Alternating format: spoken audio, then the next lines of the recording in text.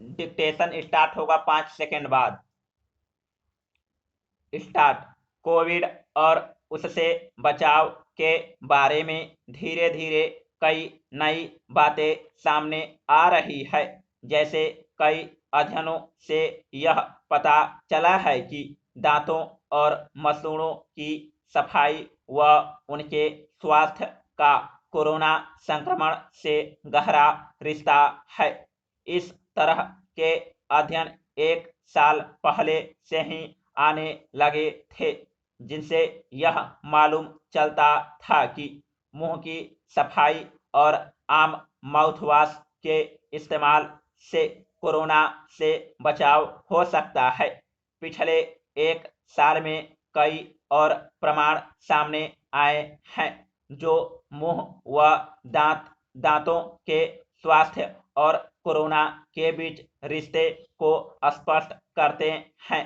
एक ताजा अध्ययन बताता है कि खराब मसूड़े और दांतों की वजह से कोविड संक्रमण की आशंका 8.8% बढ़ जाती है, जबकि अस्पताल में भर्ती होने की आशंका 2.5% और मरीज के वेंटिलेटर पर जाने की आशंका 4.5% बढ़ जाती है।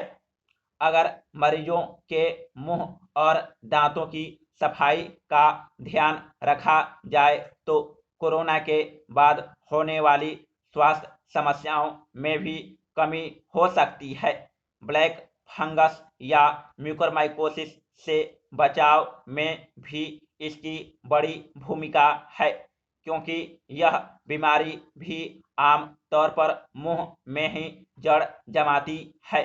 Paragraph change. मुंह की सफाई और कोरोना संक्रमण के बीच रिश्ते का मुख्य कारण यही है कि कोरोना वायरस मुंह और नाक के रास्ते ही शरीर में प्रवेश करता है।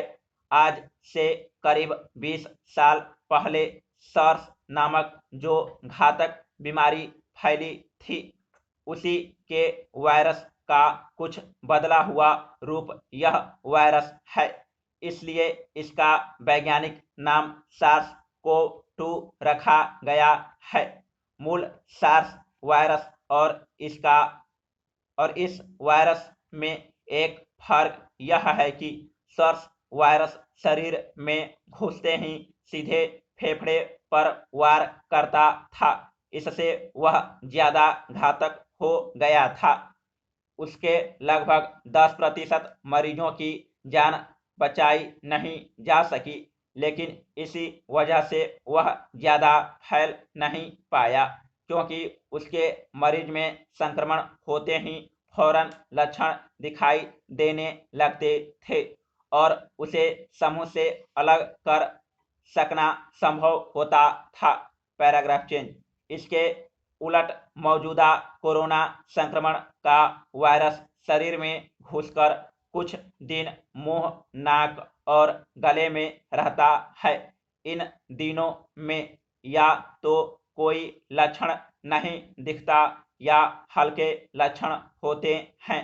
ज्यादातर मरीजों में तो वायरस का फैलाव यहीं तक सीमित रहता है और मरीज ठीक हो जाता है, लेकिन कुछ मरीजों में संक्रमण फेफड़ों तक पहुंचता है और गंभीर लक्षण हो जाते हैं। सार्स कोव 2 के इस गुण की वजह से गंभीर बीमारी और मृत्यु का प्रतिशत अपेक्षाकृत कम है, लेकिन बहुत ज्यादा लोग संक्रमित हो रहे हैं, क्योंकि जब तक इसके लक्षण प्रकट होते हैं तब तक मरीज अपने आसपास के कई लोगों को संक्रमित कर चुका होता है। मुंह की सफाई या गरारे करने के पीछे तर्क यही है कि इससे वायरस को मुंह और गले के स्तर पर ही रोका जा सकता है और वह फेफड़ों तक नहीं पहुंच पाता। अगर मसूड़े खराब हों तो उनकी सूक्ष्म रक्त वाहिनियों के जरिए कोरोना वायरस रक्त प्रवाह में पहुंच जाता है और उससे फेफड़े संक्रमित हो जाते हैं। इसी तरह बीमारी हो जाने के बाद जब शरीर का प्रतिरोधक तंत्र कमजोर होता है, तब मुंह और दांतों की देखभाल किसी अन्य बीमारी के आक्रमण से भी रक्षा कर सकती है। कोरोना न भी हो तब भी मुंह और दांत की सफाई एक अच्छी आदत है, पर इन दिनों तो इससे एक बड़ा अतिरिक्त लाभ मिल सकता है। समाप्त।